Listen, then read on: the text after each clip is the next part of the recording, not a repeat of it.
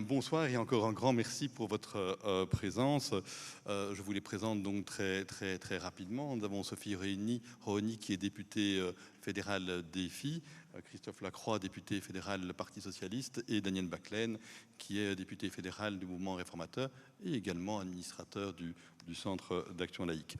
Pourquoi avoir invité ces trois personnes et ces trois partis qui les représentent? Vous savez, au Centre d'action laïque, on n'a pas du tout l'habitude d'être partisan d'une manière ou d'une autre. Non, ce qu'on a voulu faire, comme ça a été esquissé par Jean Leclerc dans la première table ronde, on se rend compte qu'il y a quelques-uns qui se bougent de manière différente, avec des accents différents, des tonalités différentes, un timing différent aussi. Malgré tout, ils ont envie de faire bouger les choses sur le plan de la laïcité au maximum, à minima, de la neutralité. Et donc, il nous paraissait intéressant de leur rendre hommage, de les écouter, pourquoi pas, à l'issue de ce débat, de voir où il y a peut-être des choses qui peuvent se rejoindre, s'articuler au mieux et avancer de la sorte. Alors, l'idée aussi de ce débat, on sait bien qu'il y avait des propositions qui étaient sous la table sous cette législature, qui ont été rejetées pour des raisons diverses, et chacun aura évidemment son interprétation. Nous, du côté du Centre d'action laïque, on a évidemment envie que les choses aillent le plus vite possible, mais je pense que là maintenant, ce à quoi on doit s'atteler, c'est comment on peut faire avancer les choses pour après les élections de 2024 et peut-être déjà avant, dans le cadre des programmes électoraux et de la campagne à venir. Alors j'avais prévu toute une série de questions, et puis après ce premier débat, j'ai envie de venir tout de suite au concret, et je vais peut-être interpeller d'abord Sophie Rehny. C'est quoi vos pistes pour aboutir à quelque chose en 2024 ou immédiatement après? Alors tout d'abord, un grand merci à toi Benoît et à vous tous au CAL en particulier pour l'organisation de cette rencontre en hommage à Monsieur Bartholomeïson. Alors je ne vais pas faire de mystère par rapport à mon engagement laïque Non. puisque je l'ai moi-même porté lorsque je suis arrivée au Centre d'action laïque. J'ai l'occasion de travailler comme juriste. Et même si c'est vrai que c'est un engagement que je portais déjà au sein de l'ULB, l'Université libre de Bruxelles, au sein duquel effectivement j'étais extrêmement sensibilisée à la question du libre examen. Le fait finalement de pouvoir se libérer de tout précepte, dogme religieux ou autre. Et donc c'est vrai qu'à ce moment-là, je me suis aussi familiarisée avec mon parti, le parti des filles, puisque à ce moment-là, je me suis rendu compte qu'en fait, le parti des filles pour lequel d'ailleurs le mot « i » correspond à indépendance, à savoir indépendance justement des lobbies et des dogmes, en particulier religieux, ne cessait de redéposer de législature en législature un texte qui visait à inscrire la laïcité de l'État en tant que telle dans la Constitution. Et d'ailleurs, ce parti le faisait depuis 2003. Donc je me suis dit, tiens, c'est quand même curieux que sans cesse ce débat revient au Parlement sans chance d'aboutir finalement. Donc je me suis affiliée au Parti des filles et j'ai suivi notamment en tant que collaboratrice parlementaire les travaux qu'a brillamment d'ailleurs évoqué Jean Leclerc à l'instant. Et c'est vrai que j'ai été assez frappée par le fait de voir que pour certains groupes, pour la majorité des groupes parlementaires, la laïcité, c'était quasi un gros mot.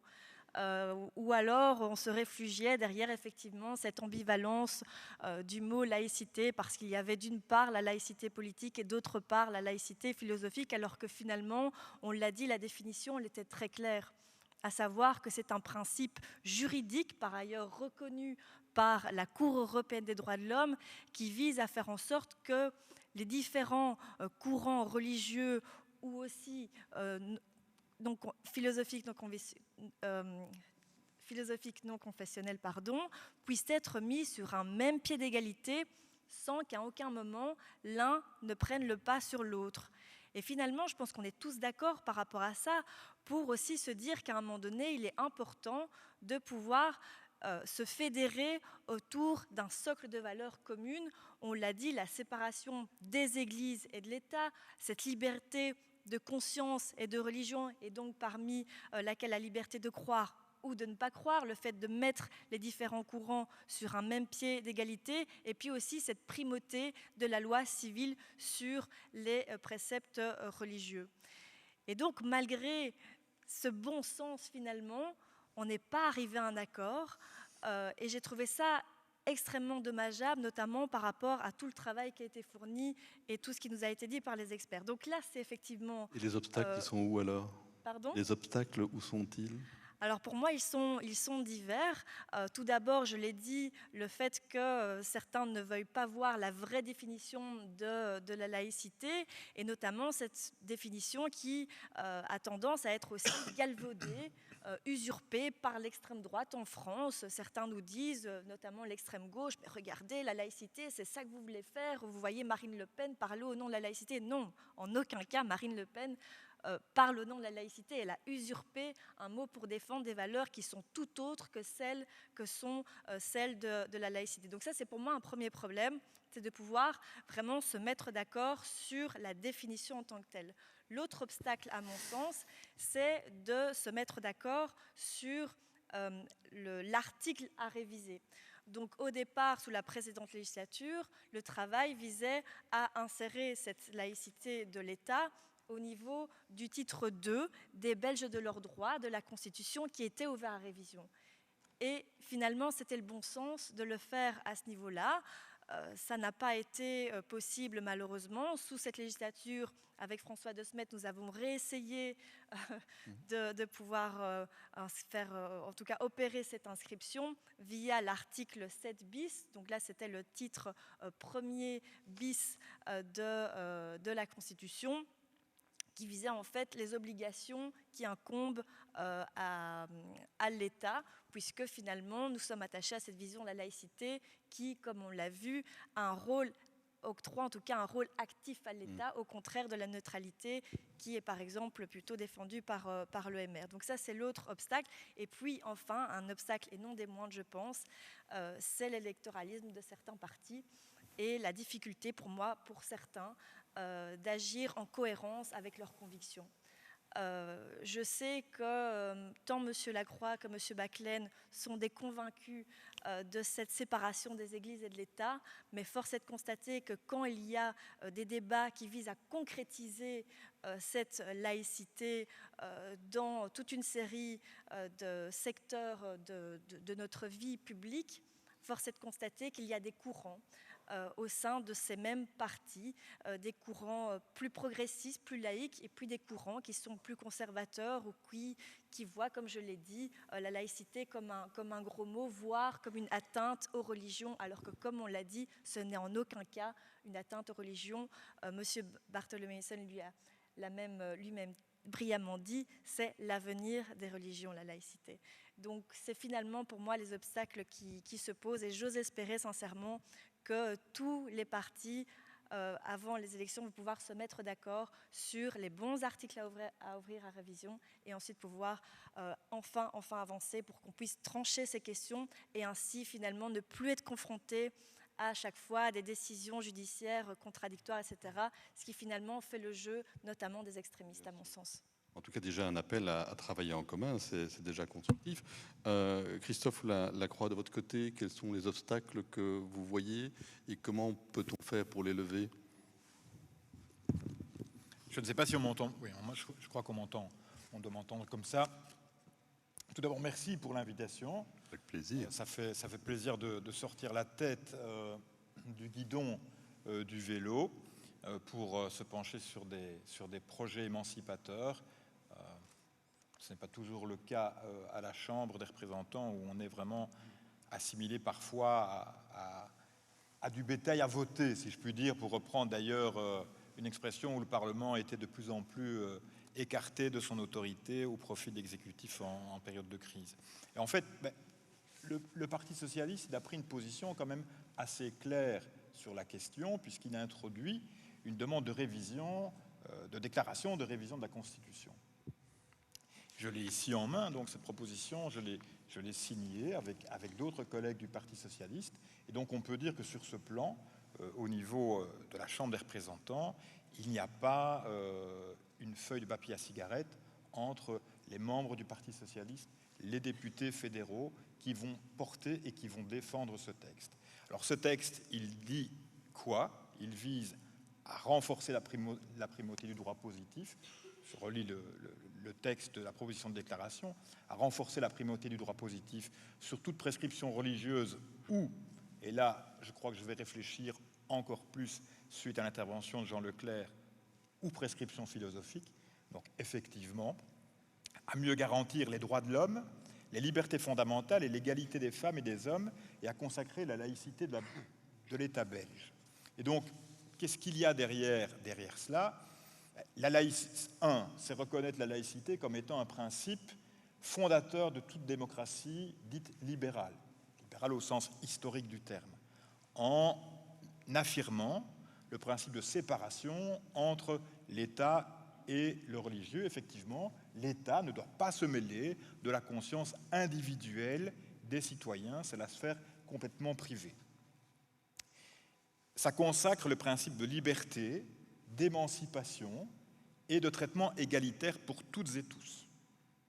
Et ça fonde un système politique où le respect des droits fondamentaux est au pinacle de ce système politique, en termes de liberté de conscience, liberté d'expression, liberté d'opinion, liberté de culte.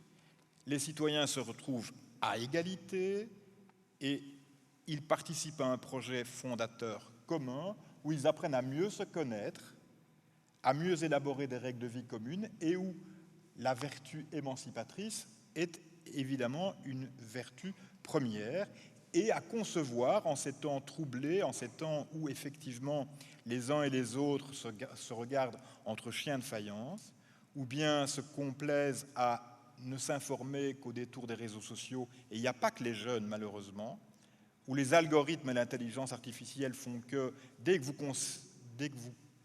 vous orientez vers une thématique, ces algorithmes, cette intelligence artificielle vous conduit soit toujours vers la même opinion, ou bien vers une sur-opinion qui est encore plus extrémiste que celle qui était la vôtre au départ.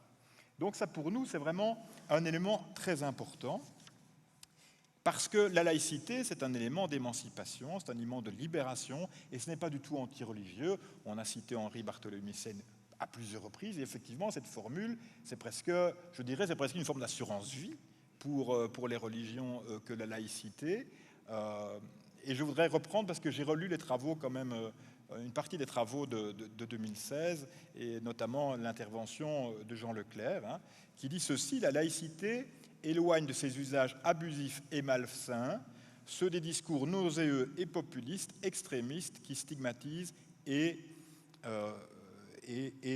ruinent le fruit des combats pour l'égalité, la liberté et la dignité. Et je terminerai, pour ne pas être trop long, ce qui m'a fait également très très plaisir, parce que c'est un auteur que j'affectionne énormément, c'est que dans les exposés, et notamment dans l'exposé de Jean Leclerc, il revient sur une intervention de Jaurès au Parlement français, lorsqu'il était député en 1910. Jaurès dit ceci: il faut militer pour un ordre politique et social d'aujourd'hui où il n'y a pas d'excommunié, il n'y a pas de réprouvé, que toute personne humaine a son droit. Que toute personne humaine a son droit. On est en 1910, c'est Jean Jaurès, et donc je trouve que effectivement c'est aussi l'expression d'une forme de la laïcité, où la laïcité est un cap. Notre président honoraire de la Cour constitutionnelle a parlé de cap, de boussole, et effectivement, c'est ce principe de fraternité, d'émancipation, du regard vers l'autre en tant que frère, en tant que sœur, qui doit nous porter et nous animer. Et donc, moi, je suis convaincu qu'à travers cette proposition de déclaration de la révision de la Constitution et de plusieurs articles, 19, 20, 21, l'article 11, l'insertion d'un nouvel article, on pourrait arriver à travailler.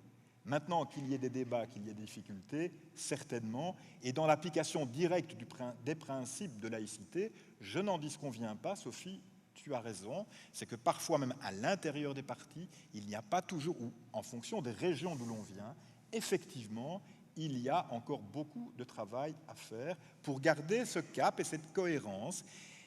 Et il faut s'affranchir des clichés que l'on peut porter sur la laïcité, ça c'est très vrai. Merci Christophe Lacroix. Daniel Baclaine, de votre côté, quels sont les obstacles que vous voyez, et j'imagine qu'il y en a déjà un sur le mot, puisque la proposition MR ne fait pas expressément référence à laïcité, quand on lit les développements, au motif que ce serait un concept ambigu. Oui, si on veut. D'abord, Benoît, merci pour cette invitation, merci pour cette occasion qui nous est donnée. Je suis effectivement à ta gauche, mais quand on nous regarde, plutôt du côté droit. Et puis, moi, je voudrais d'abord vraiment féliciter le CAL pour son changement de définition de la laïcité. Et donc, le rôle que Henri a joué est majeur, je le sais. Et il fallait, en fait, c'est compliqué à dire, hein, désadjectiver la laïcité. Et comme il faut d'ailleurs le faire avec la neutralité, hein, que chaque fois qu'on lui accole un adjectif, elle perd de son sens. Et donc il faut toujours essayer d'éviter les adjectifs sur des notions de cette nature-là, parce qu'elles y amènent des restrictions et des changements de sens en fonction du sens que l'on donne à l'adjectif lui-même. Et donc le fait d'avoir cette nouvelle définition de la laïcité était tout à fait majeur pour la suite. Cela étant, comme je considère toujours que rien n'est parfait, je me suis posé la question de savoir si je devais moi-même redéfinir aujourd'hui la laïcité. Je partirai bien sûr de cette définition-là parce qu'elle me paraît excellente, mais je regrette qu'il y manque un mot. C'est la notion d'universel et d'universalisme. Parce que je pense que si le principe est bien sûr humaniste, il est aussi universel, parce qu'il est humaniste. Ça va bien en le disant. Et que peut-être que cela manque, puisque l'universalité, c'est quelque chose qui n'est pas dédicacé, ni à un culte, ni à un courant, quel qu'il soit, qui est valable en tout temps et en tout lieu, et qui donc rassemble. Et puis il y a un autre mot qui parfois chez nous empêche l'utilisation du mot laïcité dans des propositions de loi, en l'occurrence celle de proposition de déclaration de révision ou proposition de révision. C'est le mot libre examen. Ça me fait mal parce que moi j'y adhère profondément. Mais bon, voilà, le libre examen, il est connoté. Il fait partie de l'adogmatisme. Et donc s'il fait partie de l'adogmatisme, il n'est pas compatible avec une religion dogmatique. Et donc ça, c'est une question qui, à mon sens, appelle quand même une réflexion. La libre critique ou l'esprit critique, c'est différent. Le libre examen, il est clairement connoté du côté de ceux qui ont un raisonnement, une philosophie qui est adogmatique. Et donc, voilà, est-ce que tout le monde peut alors se reconnaître dans cette définition? C'est une vraie question qui a d'ailleurs amené à opter pour le terme, j'y viens, pour le terme neutralité, mais non pas neutralité tout seul, neutralité couplée avec impartialité. Parce que ces deux termes ont un facteur de réciprocité, ils se renforcent mutuellement. C'est parce que l'État est neutre que son action peut être impartiale, et c'est parce que l'action de l'État est impartiale qu'on peut le qualifier de neutre. Et donc, pour moi, la neutralité couplée à l'impartialité est quelque chose qui, aujourd'hui, tient compte du fait que notre texte constitutif est à la fois d'essence laïque, hein, très clairement, il est d'essence laïque, mais il est aussi hybride. Il est aussi hybride puisqu'il prévoit notamment le financement des cultes et donc le choix des cultes, hein, quelque part en déduction. À partir du moment où on décide de financer des cultes, on finance des cultes qui sont choisis. Et donc il y a là quelque chose qui n'est pas, à mon sens, tout à fait compatible avec la laïcité. Et donc, de deux choses l'une, où on essaye de faire évoluer la Constitution vers un outil plus efficace pour empêcher l'exception religieuse, en fait. Moi, c'est ça mon objectif. Empêcher l'exception religieuse. et faire en sorte que finalement, on n'introduise pas de hiérarchie dans les libertés, et notamment entre la liberté de culte et la liberté d'opinion, la liberté d'expression et la liberté de conscience. Or, aujourd'hui, il y a une certaine hiérarchie quand on accepte les exceptions religieuses, qu'on considère qu'une liberté est moins importante que l'autre. Et c'est d'ailleurs à partir même de la Constitution que certains, notamment dans les cours et tribunaux, justifient l'exception religieuse en partant de l'article 11 sur la non-discrimination. C'est un peu un paradoxe, mais on se sert de la Constitution pour justifier qu'on puisse accepter l'exception religieuse. Et donc voilà, donc c'est, me semble-t-il, neutralité et impartialité qui, au stade actuel du débat sur la Constitution, permet de progresser vers la suppression de toute exception religieuse et vers une Constitution qui permet l'exercice de toutes les libertés de façon plus efficace.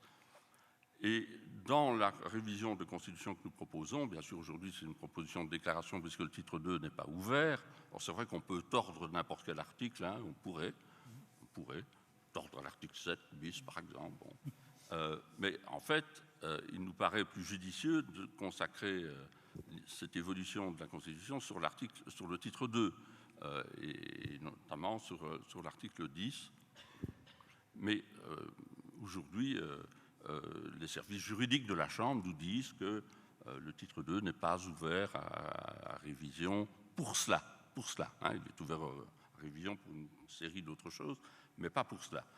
On pourrait d'ailleurs considérer qu'il y a là une certaine interprétation, mais bon, voilà, c'est comme ça à l'heure d'aujourd'hui. Et je pense que si l'on veut rassembler sur une évolution de la Constitution qui donne davantage de poids à la neutralité et à l'impartialité, c'est sans doute sur cette voie-là qu'il faut tenter le rassemblement. Merci Daniel. Je propose peut-être à chacun de réagir. Et en même temps, Sophie Rohony, avec peut-être d'abord une réflexion pour rebondir sur ce que disait Daniel lors des auditions au Parlement bruxellois sur les signes convictionnels. Le dernier expert à avoir été entendu était Mark Uytendal, et il a commencé en disant « Est-ce que la liberté de religion est plus importante que les autres ?» Il a dit « C'est la seule question à laquelle vous devez répondre », parce qu'il a vraiment l'impression qu'on entre là-dedans. Je rebondis sur l'exception religieuse. Est-ce qu'effectivement, c'est un droit qui doit primer sur les autres? Évidemment non, mais en attendant, de manière provocante, c'est avec ça qu'il venait. Sophie Rohony, outre les réactions par rapport aux propos de vos collègues, peut-être deux petites questions supplémentaires. Je suis surpris que dans les obstacles, il n'y en ait pas un qui ait été mentionné par vous trois. C'est le fait que peut-être qu'on est moins accro à la notion de laïcité au côté nord du pays, et que donc là aussi, dans une révision constitutionnelle, il faut y penser. Et ensuite, comment lever les obstacles avec lesquels certains sont directement venus sous la précédente législature, effectivement, le financement de l'enseignement, le financement des cultes et de la laïcité, le premier à avoir dégainé étant l'ancien président de la Chambre, Siegfried Brack. Sophie? Toujours très ambitieux, Benoît, dans tes questions. Alors, c'est vrai que je suis heureuse comment on puisse se rejoindre malgré nos différences partisanes sur des valeurs fondamentales. Maintenant, et je suis aussi heureuse que certains soient prêts à balayer devant leur porte parce que, par exemple, lorsque j'ai vu le texte du Parti socialiste, je me suis étonnée de voir que le chef du groupe du Parti socialiste n'était pas prêt à co-signer le texte, considérant que ce texte était vraiment fondamental. Bon, voilà, je ne sais pas comment vous déterminez qui co-signe vos textes, mais je pense que ça aurait été vraiment un signal à donner à tous les citoyens pour dire oui, pour le Parti socialiste, c'est vraiment quelque chose qui est prioritaire pour nous. Soit. Pour rebondir sur les propos de M. Baclen, il y a quelque chose qui m'a fait tiquer. Pour justifier plutôt votre attachement, en tout cas votre préférence au terme de neutralité par rapport au terme de laïcité, c'est lorsque vous dites qu'il convient d'empêcher les exceptions religieuses. Or, on le voit aujourd'hui, nous vivons dans un pays neutre si l'on on en retire certaines interprétations de certains articles de notre Constitution, aujourd'hui, finalement, on a quasi foncé tête baissée vers des accommodements raisonnables. Et donc, finalement, cette neutralité n'a pas empêché ces accommodements raisonnables. Et or, ces accommodements raisonnables, ils visent finalement à enfermer des personnes dans des cases en fonction de leur appartenance religieuse ou en fonction de l'appartenance religieuse de leurs parents. Donc sans même demander aux enfants si oui, ils veulent consommer telle nourriture à l'école, si oui ou non, ils veulent aller à la piscine avec des filles ou des garçons. Donc déjà, par rapport à cette conception, j'ai un problème. Et puis, effectivement, je reste vraiment sur ma faim quant aux travaux parlementaires qui ont été menés sous la précédente législature, parce que finalement, on est confronté à une véritable occasion manquée. Une occasion manquée parce que nous avions tout sur la table pour pouvoir avancer. Nous avions des définitions très claires. Le titre 2 était ouvert à révision. On peut le regretter qu'il ne le soit pas, en tout cas pas dans le sens qu'on le voudrait aujourd'hui, mais il l'était. Il l'était. Et donc je peux comprendre que c'est toujours difficile en politique de faire des arbitrages, en particulier lorsqu'il faut dégager une majorité de 2/3. Forcément, c'est encore plus compliqué. Mais je trouve qu'on a manqué une occasion, d'autant plus qu'il y avait aussi un contexte particulier. En 2016, c'était les attentats de Bruxelles. Et je me souviens qu'à cette occasion-là, il y avait eu une déclaration commune qui avait été co-signée par l'ensemble des représentants des cultes et de la laïcité organisée pour dire oui, il est plus que temps maintenant de pouvoir nous fédérer autour de valeurs communes. Il est plus que temps de le faire. Et à ce moment-là même, nous avions les travaux en commission et nous n'avons pas saisi cette occasion.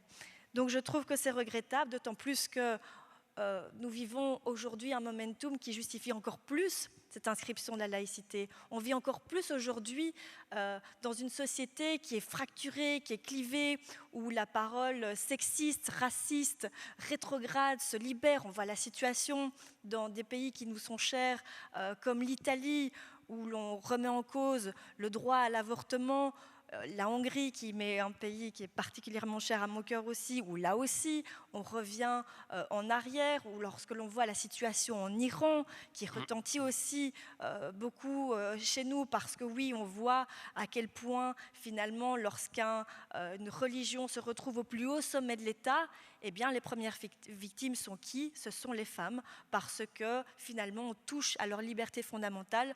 On ne veut pas qu'elles puissent s'émanciper, puisque c'est précisément cette émancipation qui est au cœur de la laïcité. Et donc je crois qu'on vit un momentum qui justifie vraiment que l'on puisse revenir avec ce débat au Parlement. J'ose espérer qu'on y arrivera. Et donc pour revenir à ta question initiale, Benoît, pardon, pour ce qui concerne les obstacles, effectivement, il y a 2 autres obstacles que je n'ai même pas mentionnés, c'est dire qu'effectivement les obstacles sont nombreux malheureusement.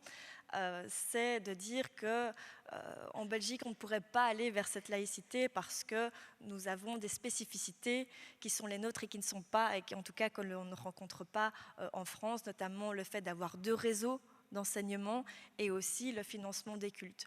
Eh bien, je pense que justement, l'un n'empêche pas l'autre. On doit pouvoir profiter de ce débat relatif à la laïcité pour remettre sur la table la question de la fusion ou non des réseaux d'enseignement, mais aussi du bien fondé ou non du financement des cultes. Personnellement, je ne suis pas prête à remettre en cause le financement des cultes parce que j'aime cette idée d'avoir un contrôle sur ce qui se fait, sur ce qui se dit au sein des cultes reconnus. Mais je pense par contre qu'il est plus que temps de revoir les règles de financement autour de ces cultes. Aujourd'hui, on le sait, il y a 85% qui est octroyé au culte catholique. Très franchement, est-ce que ça correspond encore à l'état de la société dans laquelle on vit en 2022 ? Je ne le crois pas. Et donc profitons de ce débat sur la laïcité ou sur la neutralité pour pouvoir aussi remettre sur la table d'autres débats qui me semblent tout aussi fondamentaux. Merci Sophie Raoni. Bon, on va peut-être changer l'ordre et je te laisserai conclure. Daniel ? Vous voudrez relancer un moment sur précisément l'exception religieuse et les accommodements raisonnables. Il y a une parenté, c'est clair. Plus qu'une parenté. Mais justement, c'est la raison pour laquelle je pense qu'on doit modifier la Constitution de manière explicite. On ne veut pas se contenter d'un mot sur laïcité ou neutralité. Je crois qu'on doit aller un peu plus loin que cela. et dire clairement que ça signifie la séparation de l'Église et de l'État, des religions et de l'État, très clairement, et que ça concerne aussi la neutralité de service rendu, bien sûr, mais aussi la neutralité d'apparence, et que donc la question des signes convictionnels, par exemple, pas seulement religieux, politiques, philosophiques, doit apparaître clairement aussi, parce que sinon, on ne va jamais mettre un terme à ce va-et-vient, juridique, à ces arbitrages incessants, à l'insécurité juridique. On le voit avec l'ensemble des actions qui sont menées aujourd'hui devant les tribunaux. Et donc, on aura beau avoir mis laïcité dans la Constitution, ou neutralité et impartialité, tout simplement, dans la Constitution, si on n'est pas plus explicite que ça, on ne va pas résoudre le problème. Et c'est la raison pour laquelle nous proposons un texte très explicite qui dit « l'État est neutre, l'action des pouvoirs publics est impartiale, la séparation des églises et de l'État est garantie, les représentants de l'État doivent se comporter de manière neutre et ne peuvent afficher leurs convictions religieuses, politiques et philosophiques dans l'exercice de leurs fonctions. » Voilà. Quand on dit ça, afficher leurs convictions, ça veut donc dire qu'on est dans la neutralité du service rendu, bien sûr, l'impartialité, mais aussi dans la neutralité d'apparence, parce qu'il faut non seulement que les usagers bénéficient d'une égalité de traitement, mais il faut qu'ils en soient convaincus. Et donc, c'est important pour nous. Et je rajouterai que je constate que parfois, on s'engage dans des propositions de loi voulant inscrire la laïcité dans la Constitution, mais qu'en même temps, sur le terrain, parfois, encore récemment, on affiche, on accepte l'exception religieuse, en même temps que l'on signe un texte sur la laïcité. C'est arrivé récemment. Et donc, je pense qu'il faut absolument qu'il y ait une explicitation plus précise de ce que l'on entend par ce que l'on veut introduire dans la Constitution. Merci. Christophe Lacroix ? Oui. Bon, tout d'abord, je ne suis pas venu pour polémiquer. Je suis venu ici en toute humilité en me disant que j'essayais de travailler mon perfectionnement, au perfectionnement intérieur d'abord et au perfectionnement de l'humanité de manière générale. Et c'est un peu dommage de venir dire qu'il y a une personne qui n'aurait pas signé, qui aurait dû signer la proposition. Je trouve que ça n'élargit pas l'horizon. Le chef de groupe, il a été consulté, il a participé à la décision et ce texte reflète l'accord de tout le monde au sein du Parti socialiste. Sinon, il est inimaginable que ce texte eût été déposé. Donc, pour clarifier les choses une fois pour toutes. Par rapport à la neutralité et l'impartialité, je suis assez d'accord avec Daniel, si ce n'est que pour moi, inscrire la laïcité, en tout cas faire dans la Constitution réaliser l'insertion d'un texte qui dit que la Belgique est un État de droit démocratique laïque, avec toute une série de définitions et de garanties, c'est plus qu'inscrire la neutralité et l'impartialité. Parce que, et le débat tout à l'heure l'a bien montré, la laïcité est un principe, un cap, une boussole, un horizon, qui décline tout un espace de progrès humain, mais également de réflexion sur les enjeux sociétaux, mais environnementaux, la garantie de l'accès aux droits et de faire en sorte que tout le monde ait une même égalité à cet accès. La neutralité, c'est une manière de résoudre les tensions qui se créent dans la société. Et l'État se doit d'être neutre. C'est donc pour moi plutôt un outil au service du principe de la laïcité. Et donc c'est la raison pour laquelle nous préférons nous attaquer à définir la laïcité dans la Constitution et à l'y inscrire. Ça, c'est un premier élément. Deuxième élément, les difficultés que l'on aurait avec notamment le système d'enseignement et le système de reconnaissance des cultes. Je ne le nie pas. sur la reconnaissance des cultes, si je ne m'abuse, la Belgique vient de se faire dézinguer il y a peu de temps par la Cour européenne des droits de l'homme, où la Cour européenne des droits de l'homme a rendu un arrêt disant que, quelque part, c'était une procédure administrative, mais aussi un peu le fait du prince, et qu'on reconnaissait en fonction de l'opportunité du moment ou de règles qui n'étaient pas très claires. Donc c'est justement la bonne occasion de tout remettre à plat, indépendamment de la révision ou pas de la Constitution, de l'inscription de la laïcité dans la Constitution ou pas. Moi, je crois qu'on a le devoir aujourd'hui de répondre à cet arrêt de la Cour européenne des droits de l'homme avec courage, en se saisissant du problème et en apportant une solution qui, moi, en tout cas, de mon opinion personnelle, je vais faire comme le président honoraire de la Cour constitutionnelle, donc je parle ici pour moi. Moi, je suis personnellement enclin à définir un impôt dédicacé au culte, puisque ça relève de la sphère essentiellement privée, quand je dis au culte, mais également à la laïcité. Pour moi, c'est pas exactement la même chose en termes de valeur pour moi, mais le système de reconnaissance et de financement doit être identique. Sur l'enseignement, c'est encore plus compliqué, puisqu'en plus ce sont des compétences partagées avec les communautés. Mais en entendant Madame Serf tout à l'heure, effectivement, à partir du moment où on confie des missions d'intérêt public, qui est en plus une mission première et fondamentale de former les citoyennes et citoyens de demain,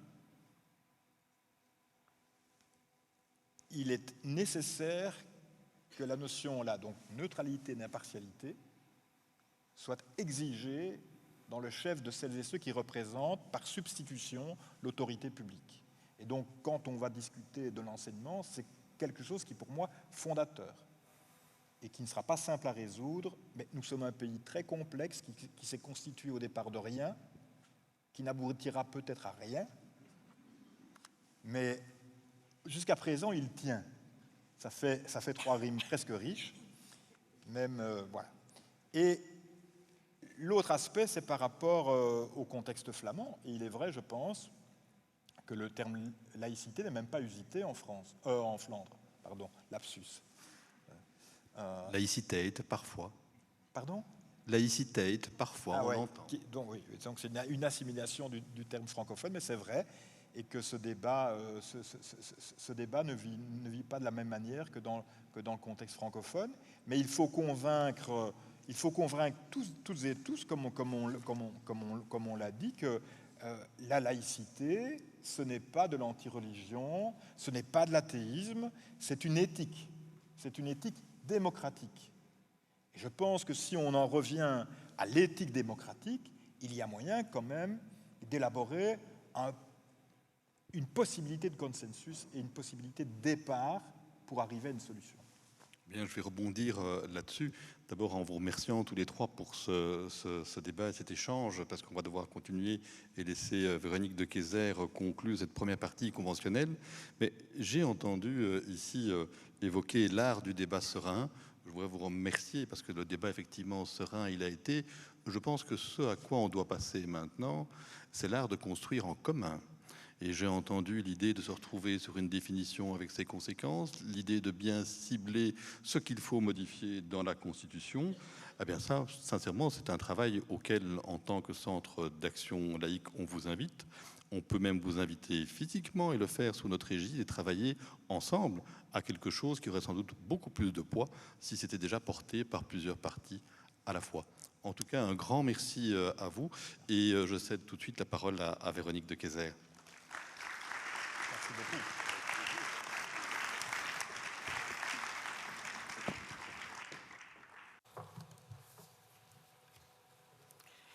Mes chers amis, merci d'avoir été là ce soir. Et je sais bien que ce n'est pas pour moi, ce n'est même pas pour les experts, et je sais très bien que c'est pour Henri. Mais encore un tout petit peu de patience, vous allez le voir immédiatement. Alors, j'étais vraiment très, très heureuse de la réunion de cet après-midi. Heureuse d'abord parce que, sachant que c'était un hommage à Henri, beaucoup se sont précipités. Et puis, heureuse aussi parce que, enfin, après près de 2 ans et demi, je ne dirais pas de passation de pouvoir, parce que soyons modestes, après 2 ans et demi de transmission de la présidence du CAL, on a enfin pu reparler de lui et dire tout ce qu'il nous avait apporté. Ça me manquait. Sincèrement, ça me manquait. Ça me manquait d'abord parce que j'ai ramené de mes voyages un souvenir qui m'avait toujours touchée quand j'étais en Russie. J'étais en Russie pendant 1 an, dans les années 2000. Poutine n'était pas encore là. Et j'étais chez des scientifiques. J'allais donner cours à l'université de Moscou. Et quand je suis partie, ils m'ont appris comment on disait au revoir chez eux. Alors, la famille ou les amis s'asseyent autour d'une table et pendant 5 minutes, on ne dit rien.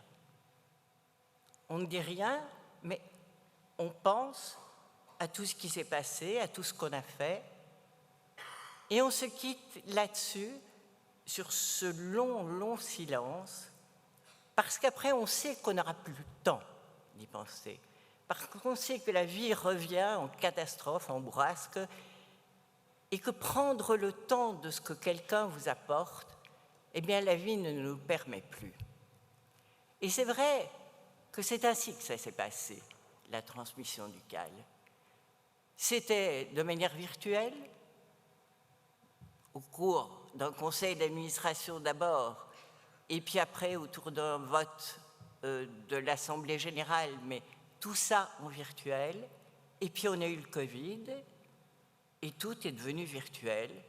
Et en même temps, le monde a changé très vite. Et quand je pense à ça, je me dis, mon Dieu, 2 ans et demi à peine. 2 ans et demi, et il y a eu le Covid.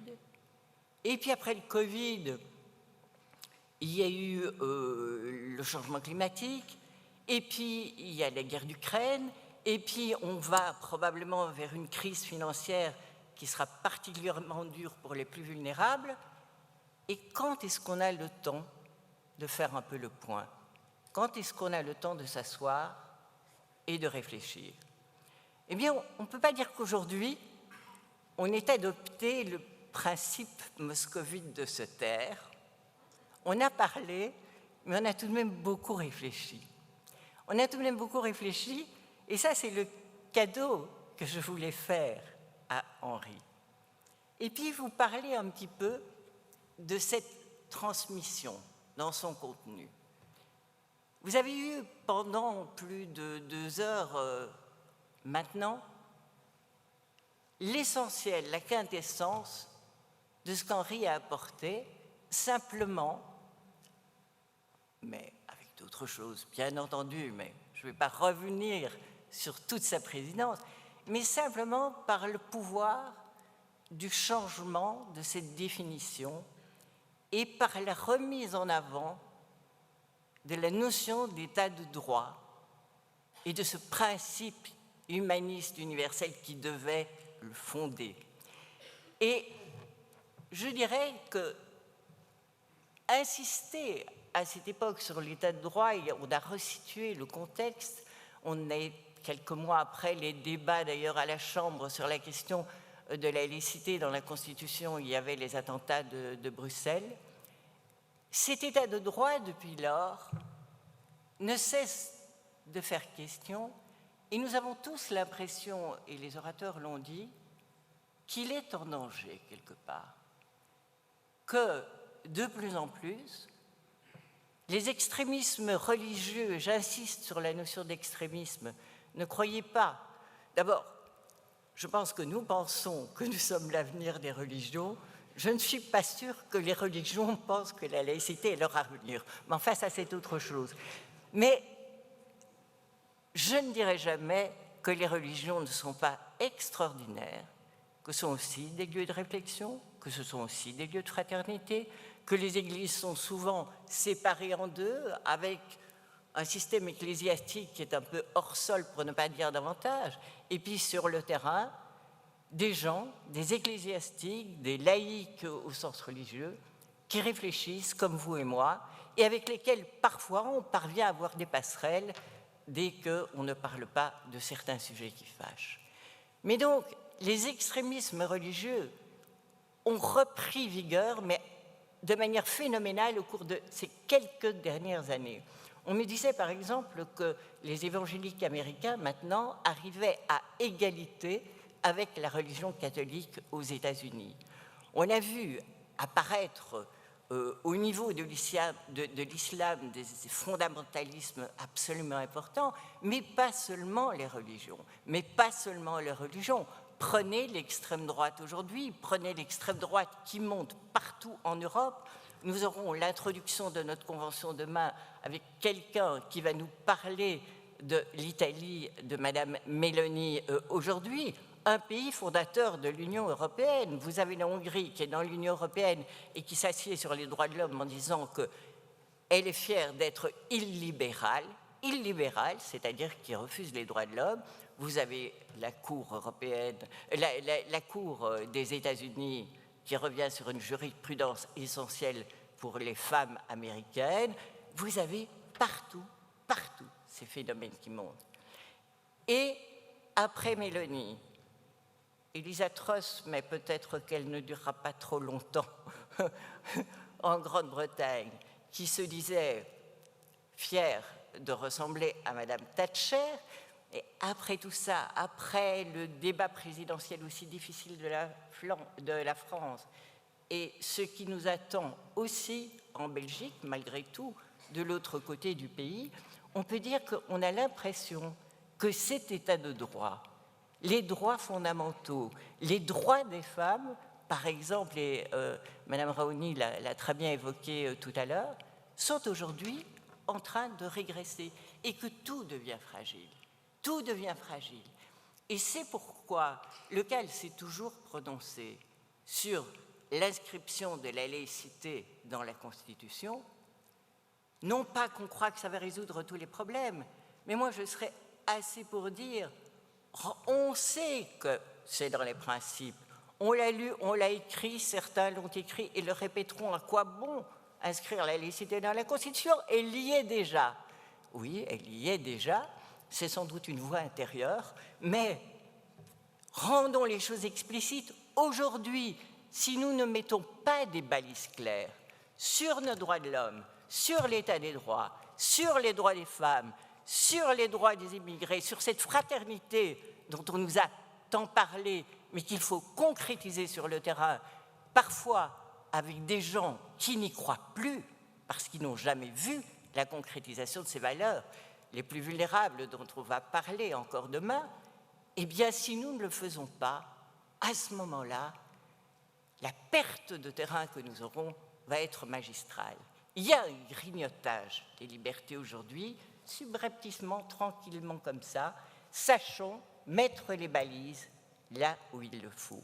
Quand je vous disais qu'aujourd'hui, les extrémismes revenaient, quand je vous disais qu'aujourd'hui, la laïcité était attaquée constamment en tant qu'impérialiste, sexiste, raciste, que l'universalisme humaniste, dont on a parlé aussi, était considéré comme le pire par toute une partie de ces extrémistes-là qui font de l'essentialisme leur religion, non, ça ne va pas très bien.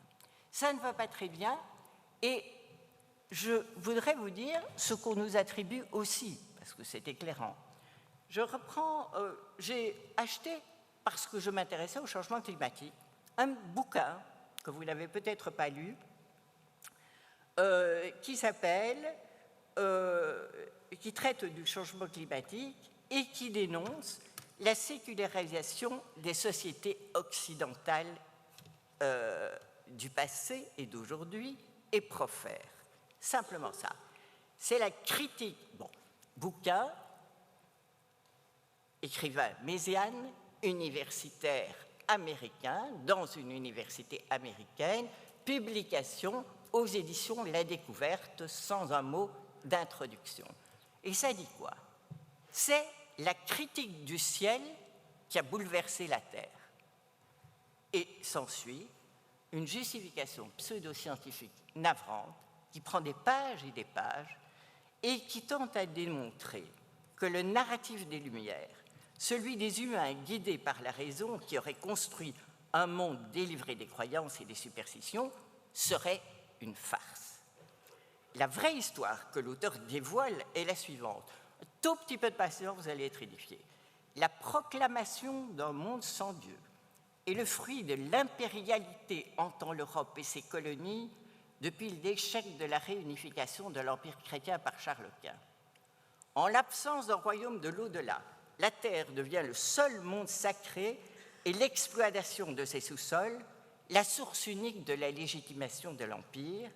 La ruée sur les biens terrestres s'est peu à peu muée en destruction de l'écosystème global. Ainsi pouvons-nous faire remonter la crise climatique à ce surgissement impérial et séculier. C'est la critique du ciel qui a bouleversé la Terre. Vous avez ici un paradigme des pseudosciences qui fleurissent aujourd'hui dans certaines universités, et ce n'est qu'un tout petit exemple, avec, partant de faits réels, un cadre interprétatif idéologique dont les buts sont clairs, revenir à un conservatisme religieux qui balaye toute trace des Lumières et de l'universalisme humaniste qu'elles avaient apporté au monde, et leur objectif est de briser cette transmission des Lumières dont nous sommes les héritiers, tous en tout cas ici présents. C'est pourquoi l'empreinte forte que laisse au cal Henri Barthaud, comme on le dit, en redéfinissant la laïcité en 2016, est essentielle pour le mouvement laïque.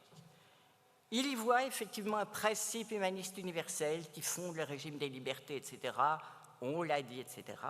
L'état de droit est garant de ces droits et des libertés, et c'est sur lui encore que repose la défense des valeurs d'émancipation, d'égalité et de solidarité. Et cette conception-là prend tout son sens aujourd'hui. Les temps sont difficiles, ils sont dangereux, et c'est pourquoi, pour nous, le débat et le combat pour l'inscription de la laïcité dans la Constitution est devenu urgent. Sans naïveté, la laïcité dans la Constitution ne fera pas disparaître les menaces qui obscurcissent l'horizon, mais elle protégera quelque part l'état de droit et peut-être réussira-t-elle dans notre petite Belgique à construire un narratif sur la laïcité qui est bien absent aujourd'hui. Quand vous parlez de ça, quand Maxime Prévost, que j'adore, me parle de la laïcité, je me dis, mais sapristi, il n'a rien compris. Alors, et c'est ici, dans cette idée de défense aujourd'hui de l'état de droit, que je retourne vers le mouvement laïque. Le mouvement laïque, c'est-à-dire à la vie, à la diversité, à la vulnérabilité, au partage des expériences et de l'émotion. Certes, la raison est le guide, mais l'engagement individuel et associatif fait force, fait lien et est émancipateur. Et le binôme individu-État est indissociable. C'est la clé de la démocratie, celle qui ouvre un autre monde et qui permet de voir le futur avec confiance. Ce futur est l'objet de la Convention de demain. Nous ne changerons pas de principe, mais nous le déclinerons en le situant dans le contexte actuel. Et c'est une façon de voir le futur avec confiance. Je voudrais vous livrer en conclusion cette très belle injonction de la philosophe française Cynthia Fleury, que j'ai appris à connaître. Elle a publié en 2015 un livre que je vous conseille, qui s'appelle « Les irremplaçables ». Et il dit « L'état de droit n'est rien sans l'irremplaçabilité des individus. » On vous a dit que tout le monde était remplaçable? Non. Personne n'est remplaçable. Nous sommes tous, dit-elle, irremplaçables. L'individu, si décrié, si souvent défini comme le responsable de l'atomisation de la chose publique, comme le contenteur de l'état de droit, et pourtant, la démocratie n'est rien sans le maintien des sujets libres, rien sans l'engagement des individus, sans leur détermination à protéger sa durabilité. Avoir, dit-elle, le souci de l'état de droit, comme on a le souci de soi, est un enjeu tout aussi philosophique que politique. Et je l'adopte comme conclusion, mais aussi comme programme. Merci, Henri, pour cette transmission, et sois à l'écoute du futur dont la Convention va parler. Tu verras, je pense que nous ne te décevrons pas. Alors, viens à mes côtés, 2 minutes, et je voudrais te faire, et c'est tout à fait personnel, un petit cadeau. Non, juste le cadeau, pas le tiroir. Ah, tu en as un autre. Ah, mais cachotier. Pareil qu'il y en a 2. Celui et celui-là, c'est de qui? C'est de toi? Ou c'est du CAL? L'institution. Allez. Merci. Vous avez le droit de l'applaudir, hein? Vous êtes de podium, d'ailleurs. Vous avez tout.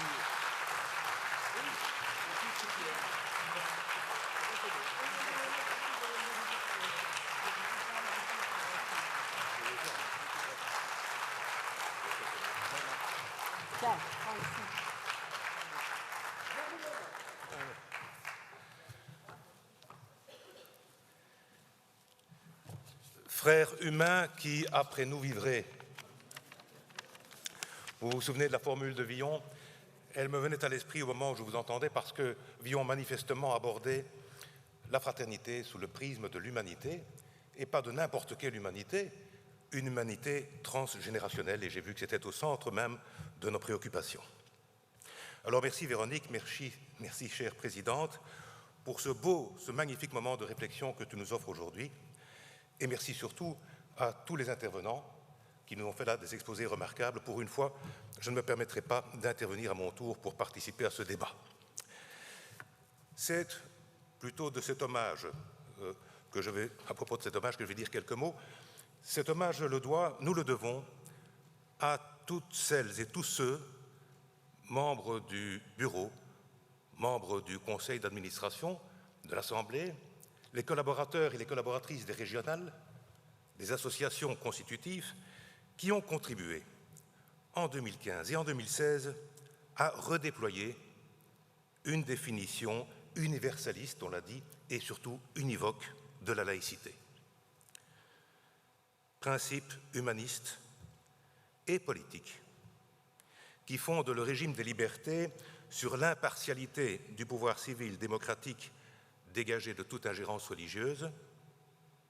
La laïcité oblige l'État de droit, et ce mot est important, l'État de droit, c'est l'État où le pouvoir est subordonné aux lois, à la loi qu'il imagine pour le restant de la population. La laïcité donc oblige l'État de droit à garantir l'émancipation citoyenne par le partage des savoirs et du libre examen, mais aujourd'hui, chers amis, j'ai envie d'ajouter, à garantir le débat au sein, bien sûr, du Parlement, mais surtout des corps intermédiaires, ne serait-ce que pour éviter, on l'a évoqué rapidement, le clivage des réseaux sociaux qui constituent aujourd'hui de véritables éteignoirs où les convictions tournent finalement en boucle. Aussi, en tout cas, une définition univoque, telle qu'elle pourrait, telle qu'elle devrait figurer au cœur même de la déclaration d'intention de tout parti démocratique.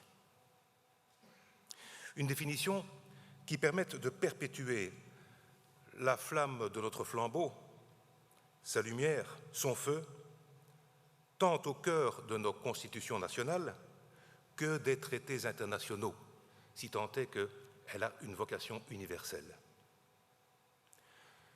Du principe à ses applications, du principe à l'action, il y a pourtant un long chemin qui, plus que jamais, me paraît semé d'embûches. Chère Véronique, tu l'as évoqué, depuis ta prise de présidence, tu as connu les heures sombres du Covid. Tu as connu le Brexit, la réduction du multilatéralisme, la guerre en Europe. Si j'avais de l'esprit et que j'étais humoriste, je dirais « tu nous as porté la poisse ». Mais ce n'est pas le débat, ce n'est pas le débat.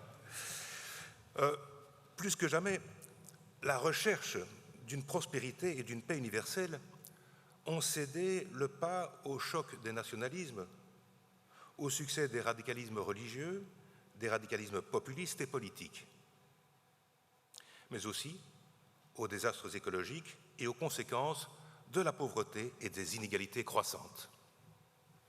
Alors, au moment où la quête du bonheur des peuples se fragmente, au moment où les utopies se meurent, plus que jamais, il nous revient de travailler à l'avènement d'une société laïque universelle.